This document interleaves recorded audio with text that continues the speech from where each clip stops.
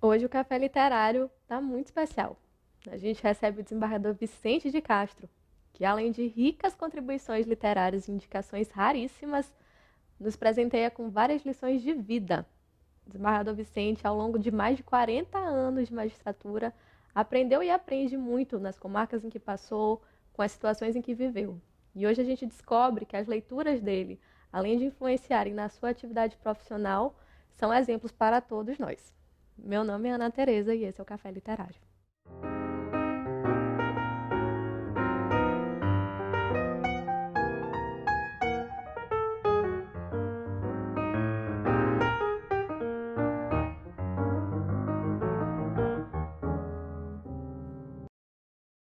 Desembargador, aqui no off a gente estava conversando sobre as suas preferências literárias e o senhor compartilhou comigo que gosta muito de livros que tratam da temática sertaneja. Por quê?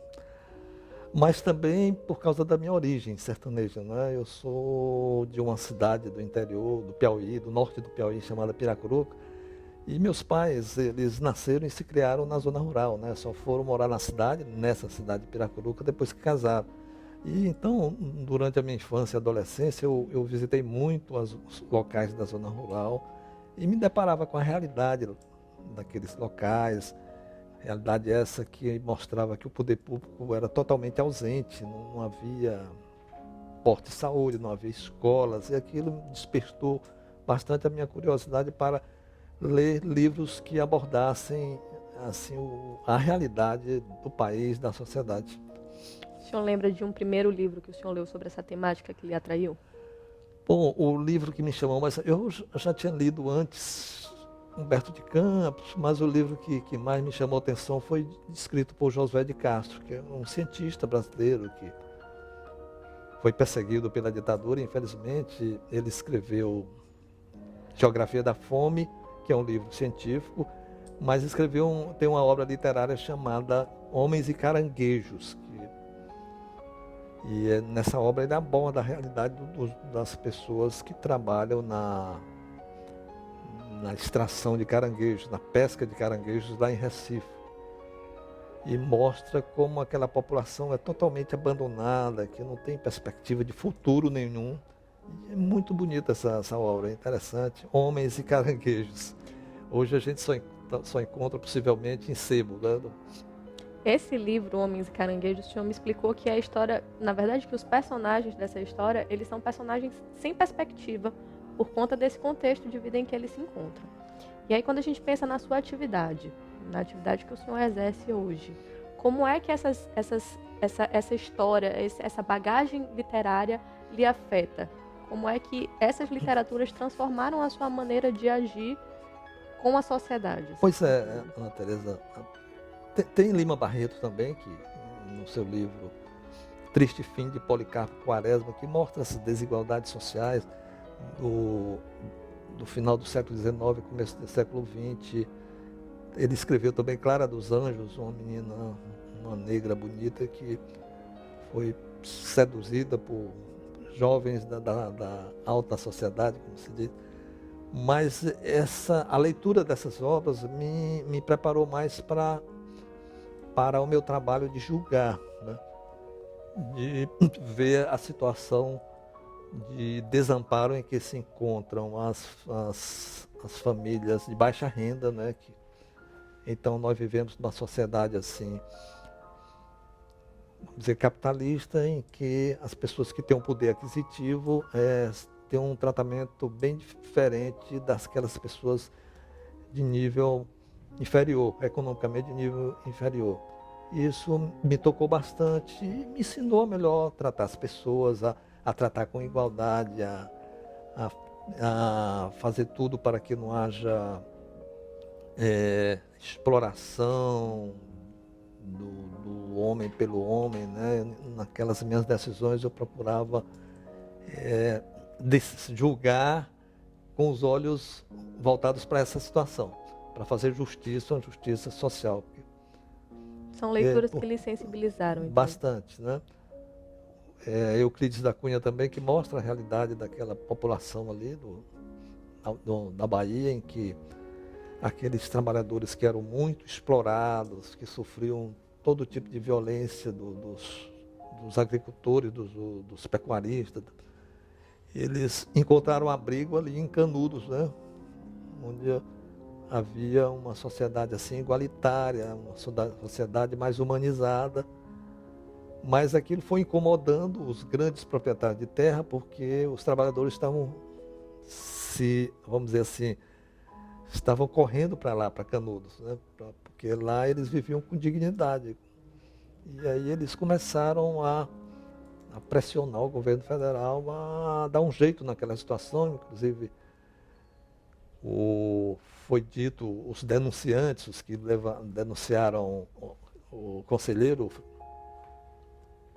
foram dizer que ele era monarquista, estava fazendo uma campanha para a volta da monarquia. Aquilo sensibilizou o presidente da República na época para mandar um reforço para acabar com aquela situação. Outro livro que a gente também já conversou a respeito, que foi um livro que lhe marcou muito, foi Geografia da Fome.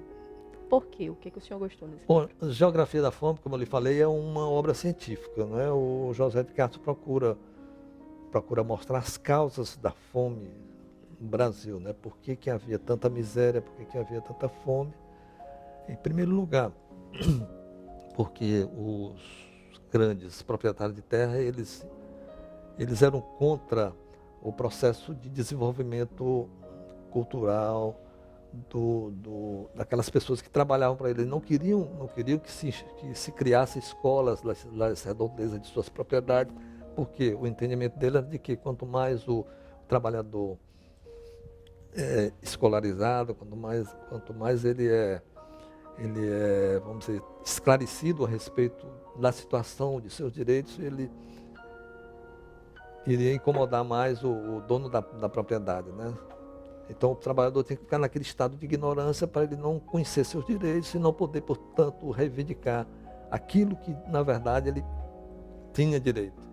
Então, na sua atividade, é algo que o senhor busca, independente da sua atividade enquanto desembargador, algo que o senhor leva para a sua vida, maneiras de sanar ou de minimizar, de repente, essa é a realidade que tanto lhe tocou nas suas leituras?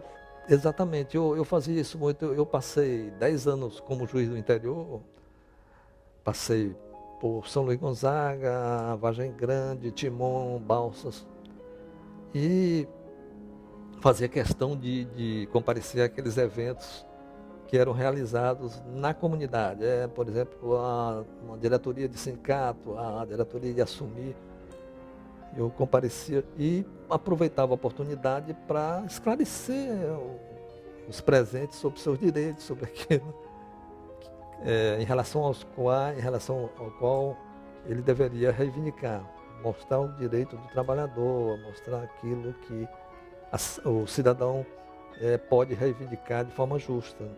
Não só no sindicato, como numa escola,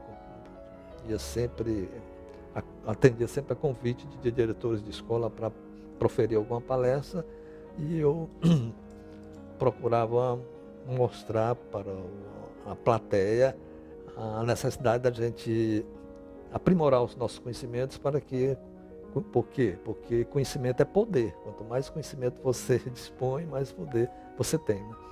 E se eu tivesse que dar um conselho para essas gerações mais novas de juízes que estão no TJ, qual conselho o senhor daria? Bom, essa geração nova que está hoje na magistratura é uma geração de outra mentalidade, sabe, Ana Tereza? É um pessoal mais aberto. São pessoas que têm consciência da problemática da sociedade, pessoas que procuram mesmo desenvolver suas atividades sem aquela coisa de fazer discriminações, procura fazer justiça, procura conscientizar a população de seus direitos, né? Mas é isso. Então, o seu conselho seria para eles se manterem nesse caminhar. Nesse mesmo caminho, né? Nessa mesma... E a nossa associação também está se conduzindo dessa maneira, né? De conscientizar os colegas, de levar os colegas para um trabalho mais voltado mesmo para a sociedade, um trabalho de aproximação do judiciário com a sociedade, tudo isso. O conselho que eu daria era para isso, era que o juiz se dispa daquele manto de autoritarismo e procure ser mais acessível ao povo, à população, porque isso não vai retirar a autoridade dele. A pessoa, infelizmente, tem colega que acha que vai perder a autoridade se comportar de maneira diferente. Desembargador, tem um outro escritor que também lhe agrada muito, é um dos seus preferidos, que é o José Lins do Rego. Qual a sua obra preferida dele? Pois é, Ana Tereza, a obra sensacional de José Lins do Rego é Menino de Engenho, em que ele procura mostrar a realidade dos trabalhadores da extração de cana-de-açúcar. Ele procura mostrar o comportamento dos proprietários de terra, que era um comportamento autoritário, arbitrário, com violência. Ele sofreu bastante. E por isso eu indicaria essa obra para a leitura, que é muito interessante. A leitura da obra tanto nos atrai em razão do seu conteúdo, mas como também em razão do estilo de escrita. Uhum. Você vê Lima Barreto, por exemplo, ele tem um estilo de escrita fabuloso. Ele transporta o leitor para o local do acontecimento que ele está narrando. É isso também.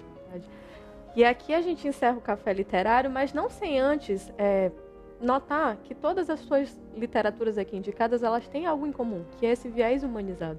O senhor prefere leituras que falam sobre essas mazelas sociais e o senhor, através dessas leituras, o senhor traz para a sua atividade judicante uma atuação muito mais humana, uma atuação mais sensível.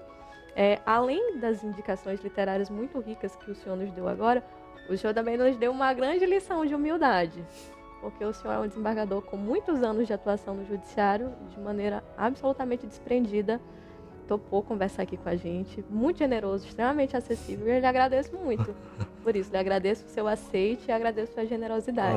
Eu que agradeço, fico muito grato em você me dar essa oportunidade de falar sobre um tema assim que infelizmente hoje não é tão abordado entre os jovens, né, por causa da tecnologia de informação hoje, né, que já mostra tudo pronto para o jovem e ele tem se afastado um pouco da literatura.